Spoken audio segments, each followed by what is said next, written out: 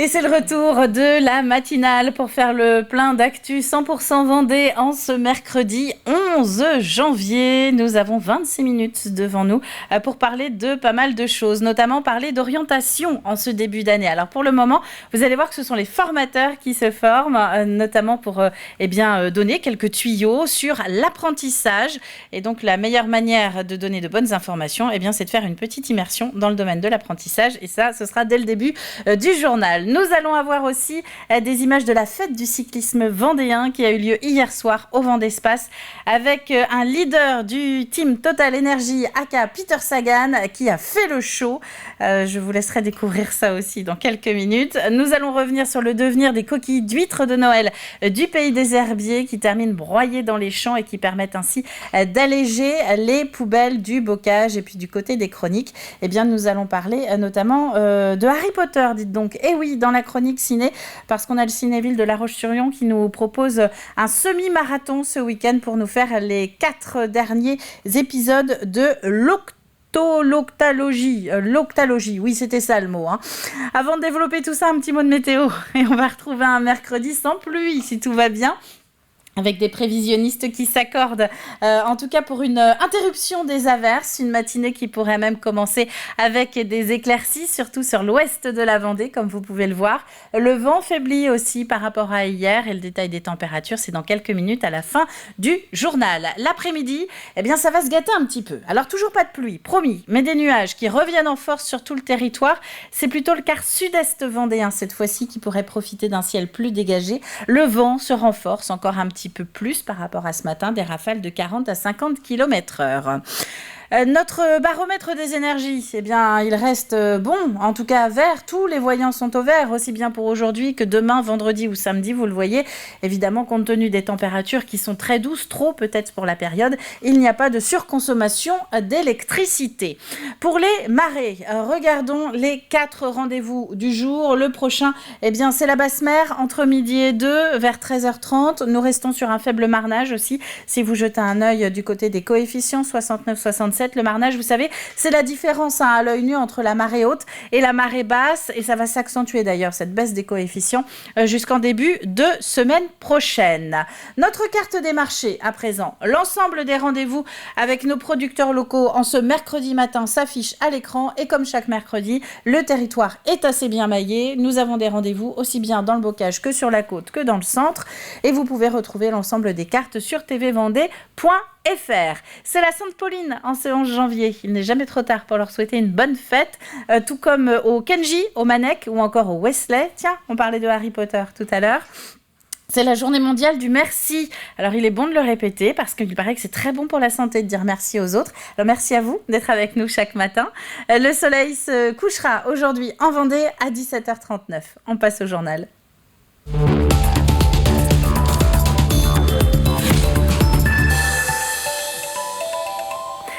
Et comme chaque année, au mois de janvier, les établissements scolaires commencent à se tourner vers l'année suivante. Les portes ouvertes se multiplient pour bien informer les futurs élèves, les futurs étudiants de toutes les possibilités d'orientation qui existent dans le département. La Fédération nationale des directeurs de centres de formation en apprentissage organisait hier la 5e édition de ces journées de formation Être apprenti. Aujourd'hui, quelques heures d'immersion destinées non pas aux futurs formés, mais à leurs formateurs. Alexandre Lenaour. Aujourd'hui, ce ne sont pas les apprentis qui se forment, mais plutôt ceux qui les encadrent quotidiennement. Ils sont enseignants, conseillers d'orientation ou de mission locale, un public au contact des apprentis et futurs apprentis dans le BTP. C'est de faire découvrir à ce public-là qu'est-ce que l'apprentissage, d'échanger, de voir la réalité de chantier, d'échanger avec des professionnels qui accueillent eux-mêmes des alternants, voir la réalité de la vie réelle d'un apprenti sur un chantier, voir ce qu'il vit au quotidien, voir ses attentes qu'il vient chercher au travers de l'apprentissage.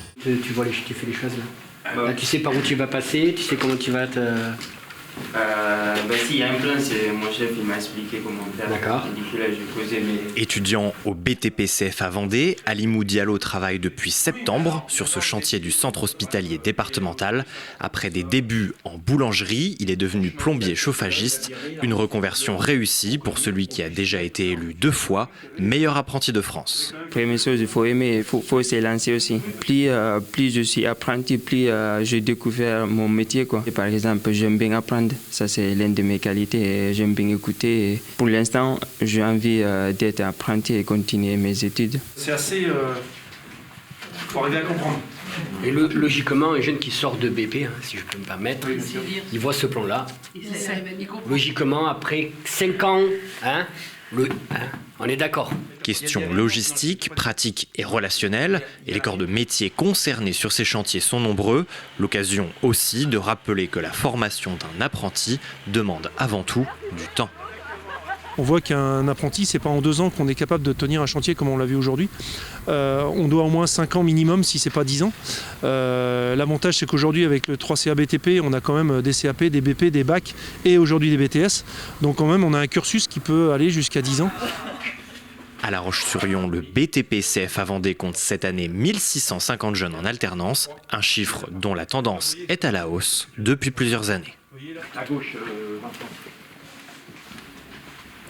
Alors, puisqu'on parle d'orientation, c'est aussi bientôt la deuxième phase du calendrier Parcoursup qui va s'ouvrir dans une semaine exactement. Regardez, à partir du mercredi 18 janvier, les inscriptions vont commencer pour les élèves de terminale. Il va être possible de se lancer dans la compilation des vœux, une étape qui prendra fin le 9 mars, date à partir de laquelle il faudra alors confirmer les souhaits déposés. Et comme nous parlons de date, en bref également, le lancement des soldes d'hiver 2023, c'est ce matin qu'ils commencent.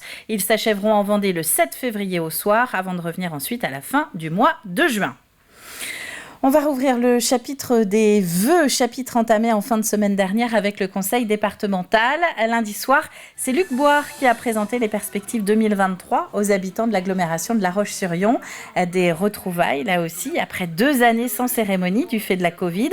Une soirée au cours de laquelle le maire est notamment revenu sur le dossier Orange. La Roche-sur-Yon est un des 2 seuls territoires du département avec les Sables d'Olonne à dépendre de cet opérateur et non de Vendée Numérique pour le passage à la fibre, et les travaux n'en finissent plus.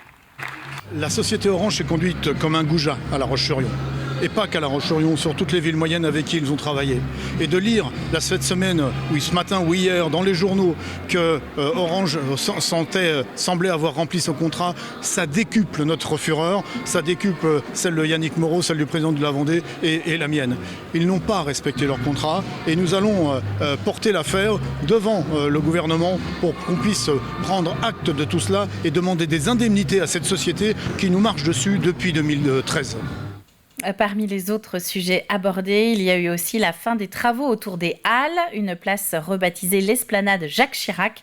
Elle devrait être inaugurée le 8 mai prochain. D'un chantier à l'autre, celui du nouveau cinéma de Montaigu-Vendée, lui, commence tout juste. Les pelleteuses ont entamé le travail de déconstruction du Caméra 5, l'ancienne salle, le 2 janvier dernier. Elle avait fermé ses portes le 30 septembre, après 35 ans d'existence. Place maintenant à un chantier de plusieurs mois avant de pouvoir assister à la toute première projection du grand écran, puisque c'est le nom de ce futur complexe. Les travaux au mois de janvier ont commencé. On va démolir notre ancien cinéma Caméra 5 et à la place de ce cinéma, on va faire un nouveau cinéma grand écran avec 6 salles qui va permettre d'avoir une offre vraiment diversifiée pour Montaigu-Vendée et Terre de Montaigu, une offre cinématographique de qualité. Alors ça va durer quelques mois, les travaux de démolition, et puis ensuite on va livrer le terrain à la société Grand Écran qui va commencer, je pense, avant l'été, les travaux pour que le cinéma soit ouvert dans un an et demi, quoi. Aux herbiers maintenant, plus que quelques heures pour bénéficier du recyclage facilité des coquilles de fête. Depuis 10 ans, et à l'image des espaces de récupération des sapins de Noël, le Pays des Herbiers propose aux habitants de ces 8 communes de déposer dans des bennes bien précises toutes les coquilles d'huîtres, de Saint-Jacques ou encore les bigorneaux. À la clé, des poubelles à la redevance incitative qui sont allégées et des terres agricoles qui sont amendées. Colline Davy. Ce logo commence à être bien connu dans le Pays des Herbiers. C'est dans ces poubelles que se récoltent les coquillages des repas de fête, une solution d'abord économique pour les habitants. Depuis 2016, on est en redevance incitative, donc voilà, les gens payent en fonction de leur production de déchets. Donc il est vrai que quand on est en période de fête, on mange beaucoup d'huîtres, de coquilles Saint-Jacques, et donc le fait d'être en redevance, les gens veulent toujours aller un peu plus loin dans leur tri de déchets et donc alléger cette poubelle. Et donc c'est vraiment une opération qui permet d'alléger sa poubelle, et donc c'est plutôt bien vu, parce que donc ça lie on va dire argent, porte-monnaie et puis recyclage, parce que c'est vraiment pas un déchet qui est enterré, on le recycle. Car au-delà du porte-monnaie, c'est aussi une solution écologique. Ce camion passe 2 fois par semaine pendant 1 mois, la durée de l'opération. Les coquillages sont ensuite emmenés en déchetterie pour un premier tri. Donc on collecte dans toutes les communes pour après rapatrier le tout à la déchetterie des herbiers, où c'est tout retrié sur place et rassemblé. On peut vraiment bien voir que le premier tas, c'est ce qui vient d'être dépoté à l'instant par le chauffeur du prestataire. On voit qu'il y a quand même pas mal de refus. On voit un seau en plastique, des sacs d'ordures ménagères, des petites poches en plastique, des cajots qui ont contenu les huîtres. Donc nous c'est un premier dépôt et on va après trier pour vraiment que le flux soit propre pour envoyer à notre prestataire avant de le faire broyer et l'emmener dans des champs d'agriculteurs. Économique et écologique, la collecte de coquillages a de quoi plaire, au point que d'autres communes de Vendée ou d'ailleurs commencent à s'en inspirer. Il y a beaucoup d'autres collectivités qui appellent chez nous pour savoir comment on est organisé, comment ça fonctionne, qui viennent effectivement prendre exemple sur ce qu'on réalise, parce que c'est effectivement quelque chose qui fonctionne très bien. Tout le monde le sait, qu'il y a des collectes de coquillages, donc il n'y a absolument aucun problème, tout le monde sait où c'est, et chaque année ça a tendance à augmenter, donc non, c'est une opération que tout le monde connaît et qui fonctionne très bien chez nous. Une réussite prouvée par les chiffres. L'an dernier, 17 tonnes de coquillages ont été ramassées. Ce devrait être à peu près la même quantité cette année. Alors avant de finir à la poubelle, encore faut-il savoir les ouvrir, ces coquilles, et bien les ouvrir. L'inspiration vous viendra peut-être du côté de Notre-Dame-de-Mont, où est organisée à la fin du mois la sélection du meilleur écaillé Vendée Atlantique. 8 concours régionaux sont ainsi organisés partout en France, et les 2 premiers iront en finale au Salon de l'Agriculture fin février. Un concours qui est ouvert aux pros, mais aussi aux amateurs. Au-delà du savoir technique, c'est surtout aussi la mise en avant des produits, du travail des professionnels. Donc c'est le Comité national de la conchyliculture qui organise et qui est à l'origine du championnat de France des écaillés. Donc c'est grâce à eux qu'on peut bourlinguer comme ça sur tout le pays pour aller chercher le meilleur écaillé de France 2022. Alors rendez-vous dimanche 29 janvier au restaurant L'Estran à Notre-Dame-de-Mont pour participer ou assister à la sélection. C'est un concours qui va se faire en présence du champion du monde écaillé d'ailleurs. Et les fruits de mer qui seront ouverts ce jour-là seront ensuite vendus au profit de la SNSM.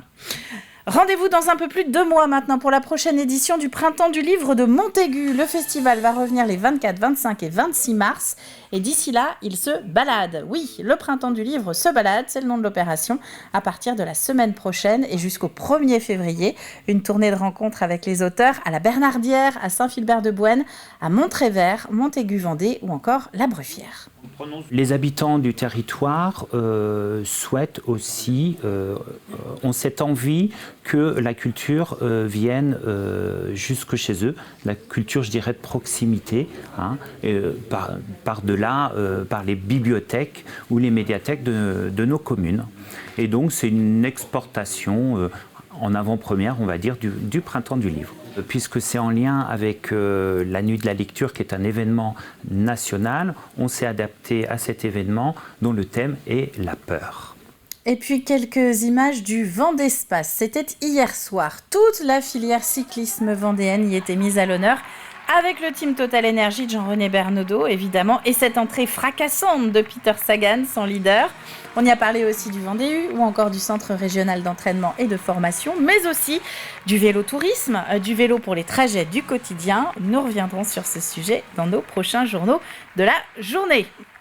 Voilà pour l'actualité du jour. On va compléter avec les prévisions météo détaillées de ces prochaines heures.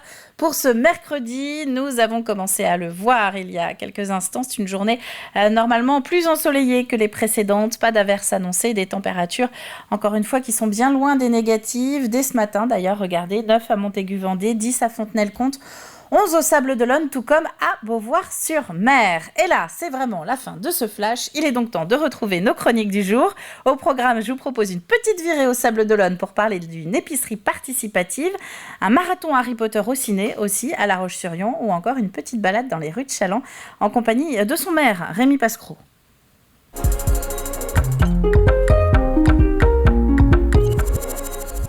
Et nous allons donc commencer avec cette épicerie participative au Sables-d'Olonne. L'Épice Sablé est installée à Château-d'Olonne. Les locaux devraient très prochainement ouvrir. Plus d'une centaine d'adhérents ont en tout cas déjà rejoint le commerce qui ne fonctionne pas tout à fait comme les autres. Écoutez.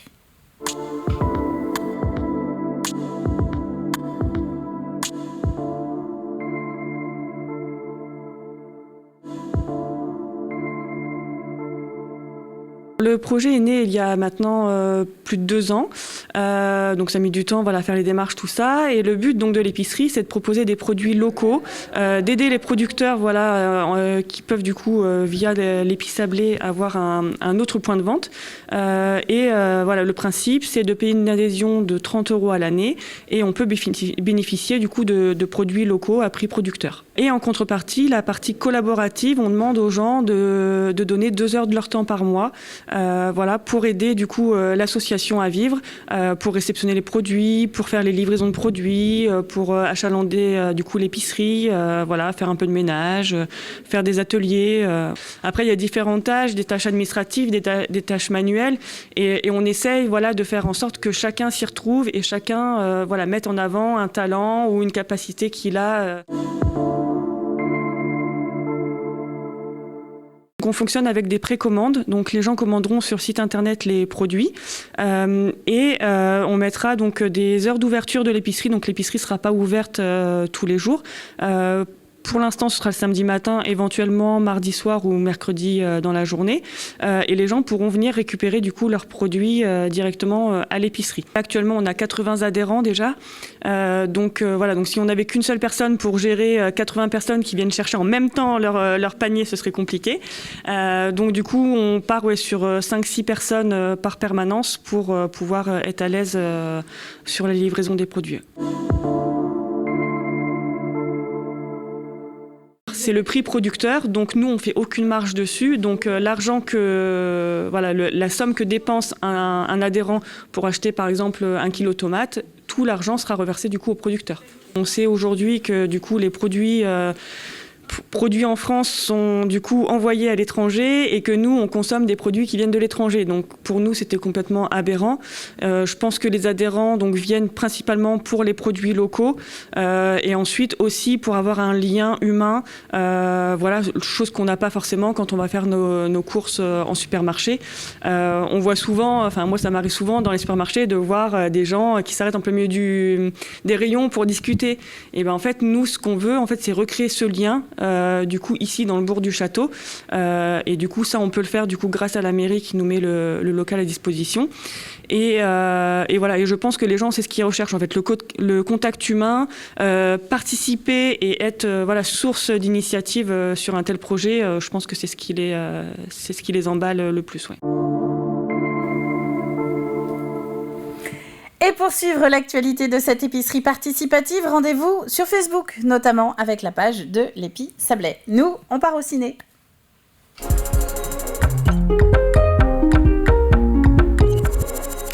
Et nous allons parler Octalogie, oui, une série de 8 films, donc c'est le petit mot du jour, que le Cinéville de La Roche-sur-Yon vous propose de voir ou revoir en 2 week-ends. Le premier week-end, c'était celui qui vient de passer, mais il en reste un encore. Alors son héros, il porte un uniforme à l'école, des lunettes rondes noires, il a une sorte d'éclair gravé sur le front, et lui, il ne se déplace pas en vélo comme nous les Vendéens, mais plutôt sur un Nimbus 2000. Regardez.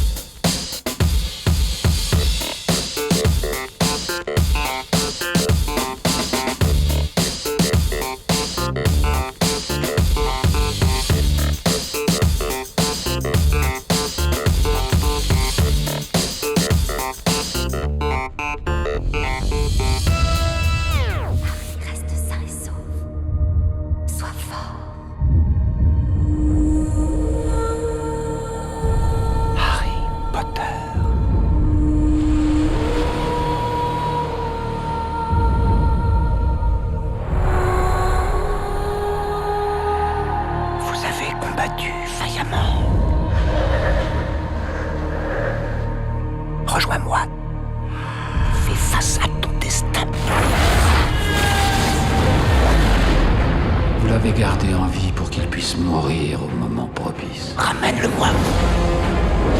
Essaie de trouver où il est. Et là, on pourra en finir. Allez, on saute, maintenant! Poudlard est menacé. Gardez le mur d'enceinte. Il faut que j'y retourne, n'est-ce pas? C'est une mission suicide. Le garçon qui a survécu. Prépare-toi à mourir.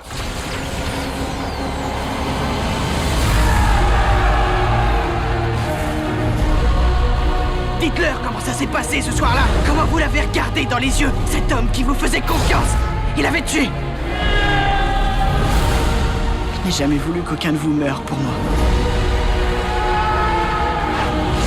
Vous resterez avec moi. À tout jamais. Jusqu'à la fin. Allez, Tom. Finissons comme nous avons commencé. Ensemble!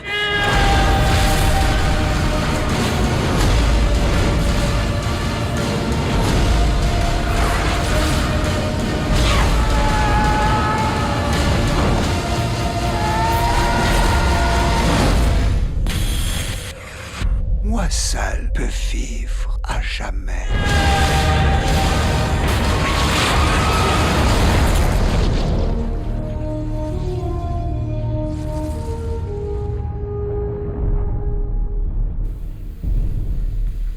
Et c'est un marathon Harry Potter à retrouver donc encore ce week-end pour les 4 derniers épisodes de l'Octalogie au Cinéville de La Roche-sur-Yon. Nous, on ouvre le programme de la maison.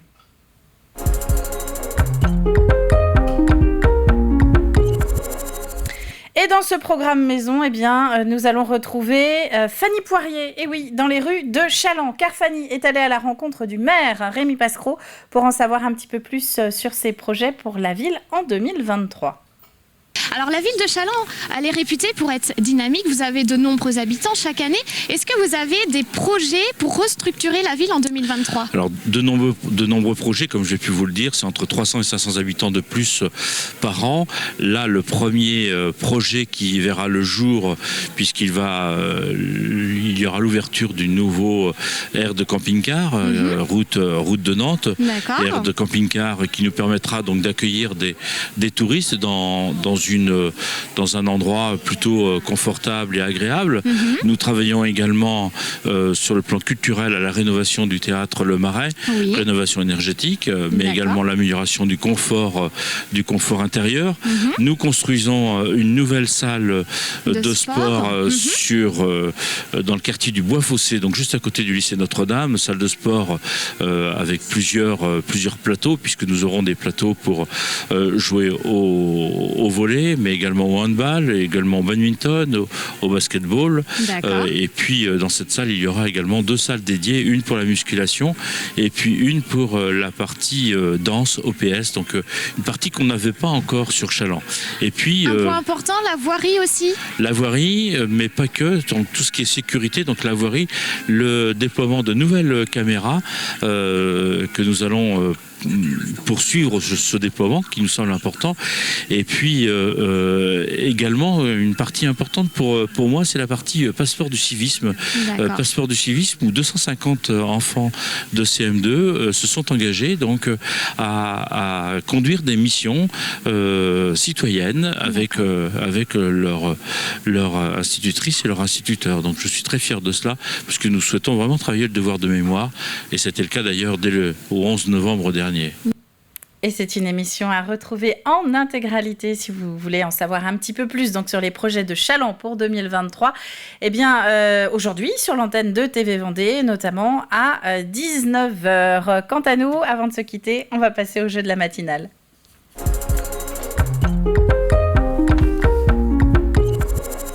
Ça fait toujours bizarre de parler de 19h quand on est encore le matin. Alors, ce jeu, eh bien, nous parlons de galettes des rois. Depuis lundi, nous cherchons à savoir à qui cette boulangerie sablaise compte-t-elle reverser une partie de la recette de ses ventes de galettes des rois. L'indice du jour, 4 lettres, qui sauvent des vies et qui en sauvent régulièrement d'ailleurs. À la clé, 2 coffrets de Cavac qui vont être donc offerts à 2 gagnants parmi vous avec des lentilles, de la Mogette et du miel de Vendée. C'est la fin de cette matinale de milieu de semaine. Merci à vous d'avoir été encore une fois au rendez-vous. C'est la journée mondiale du merci, souvenez-vous. On se retrouve demain dès 7h en direct pour un nouveau point sur l'actu vendéenne. D'ici là, très bon mercredi à tous et à demain.